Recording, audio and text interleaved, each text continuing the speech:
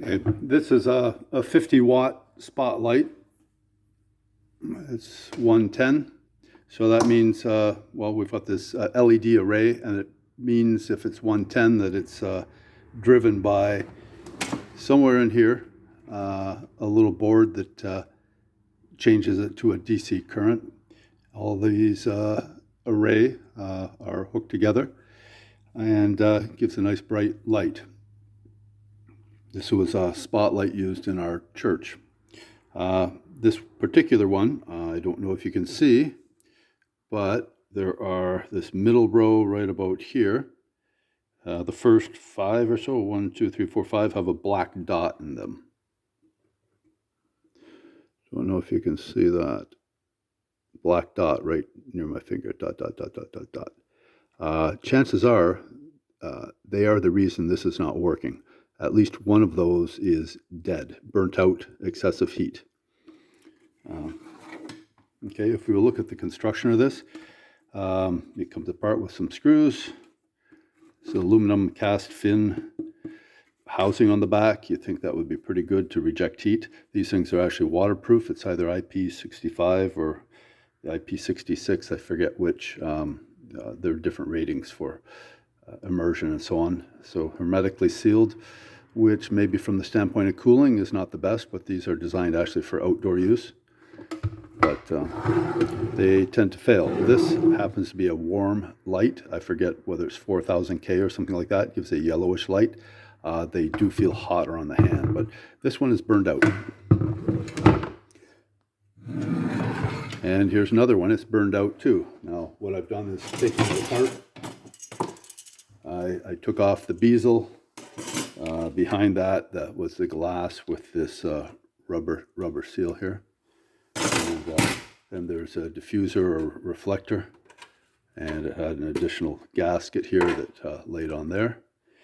And to boot, for waterproofing and so on, this whole surface is coated with a rubbery substance. Okay, on this one, I noticed that there are 3 or 4 there that were darkened. And particularly that one that is the most dark, it appears to be the culprit. And I'll show you what I did. I'll put a dot on that. We'll just blacken that out right there. What I've done is something I learned from the internet that, hey, why don't you just try and bridge this and see if you can get it working again. So I scraped off the rubbery stuff right there. There's a contact there and a contact there. This is not the best utility knife. So I scraped back the contacts there, okay? So, and I plugged it in. Let's see, is that still in the field of view? Yes, so you're going to be blinded in a second.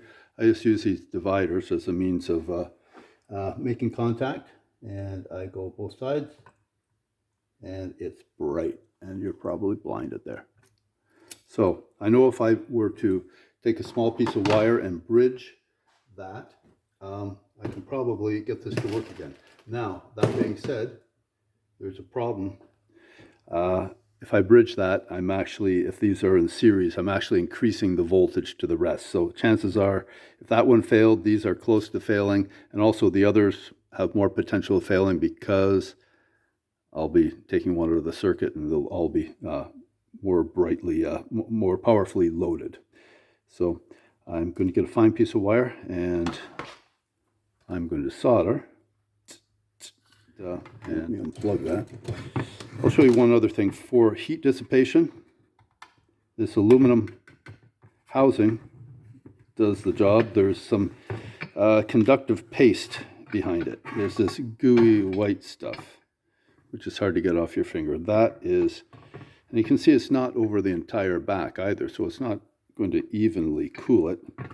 In fact, these ones that died are right about there. There was some paste there. So bright LEDs are great. You can get great brightness, but you've got to keep them cool or they will fail. And maybe there are some manufacturing defects or irregularities in these as well. So let me get set up to solder this and get some fine wire to make a little jumper.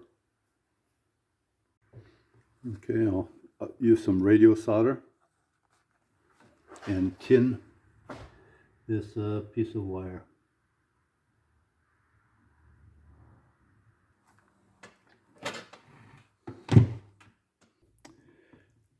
This is now tinned. Good. I've got some extra solder on the tip. Got a good gob on there. And the wire that I tinned is right here.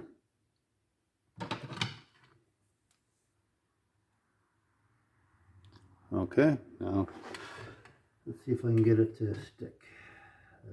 Place that. Okay. The solder looks wetted out on both contact surfaces. So I'm going to plug this in. Okay, plugging in right now. Whoa! Now it's hard to see, but what's happened is 4 of those LEDs are not lighting up. I bridged just one, but the ones adjacent, 4 or 5, it's hard to tell. Actually, all 5 are not lighting up. So let me unplug that. I wouldn't trust this to put it back into service. Where it was 20 feet off the floor. We're not going to put this back together and throw it up on the beams up on the ceiling again just to have it fail. Hey, notes of caution and disclaimer. Number 1, if you're working on something, don't have it plugged in when you work on it unless you're electrically trained and you're going to do something where you needed the power on, but do not do that.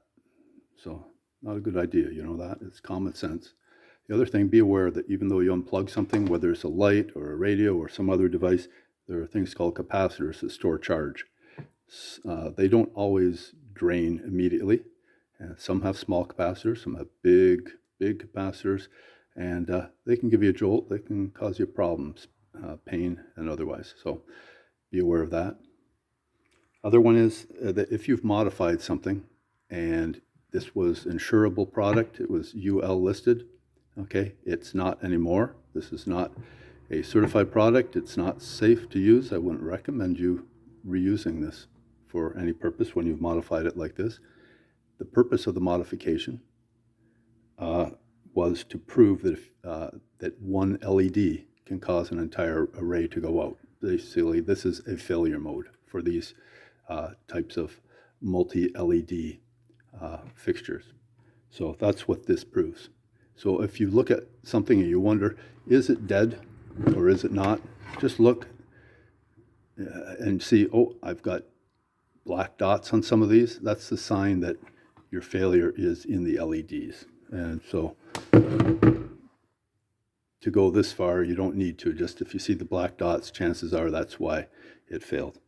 I'll make a note here. If you were to decide, hey, I want to try and reuse this, well, number 1, yeah, it's not insurable. It's not UL listed. There's a risk there to you and to others. The other thing is that you've just taken that LED out of the circuit. The rest of the LEDs have to work harder. Fewer LEDs are going to receive the same voltage, and they're going to be more amped up, more loaded, and chances are they're not going to last as long as the original unit did. In fact, they've got some amount of heat degradation in them already, and you're just going to amplify it by taking more LEDs out of the circuit. So that's the disclaimer here. So this is not something I'd necessarily recommend. I mean, you've got something like this, it's basically junk. I've taken these apart before and I recycle the aluminum, and the rest is e-waste. You can, if you've got local collection for e-waste, throw it in with your other leftover e-waste. So I hope you enjoyed this. You find it enlightening.